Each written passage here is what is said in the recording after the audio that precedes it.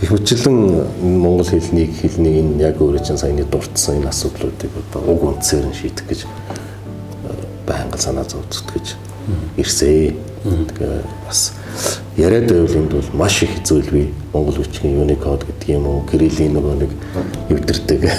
Тэгээд дурдсан асуудал байна. Энэ болгоны чинь бол бүгдэн дээр нь манайхаас шийдэл боловсруулж олон улсын тэр корпорациудад нь мэдэгдэж стандартын одоо Unicode гэдэг юм уу, ISO гэдэг юм уу байгууллагууд нь уралдаанд оролцоод танилцуулаад тэр бол маш их одоо зардал цаг хугацаагаа бас зарцуулж явж ирсэн. Тэгэхээр яг хуу хэдийгээр ингээл энэ юу гэдгийг систем ингээл монгол хэлийг гинт оруулаад ирсэн юм шиг боловч энэний ард бол бас монгол хүмүүс одоо жишээлбэл болорсон компани бол ихнээсээ л явж ирсэн шүү дээ.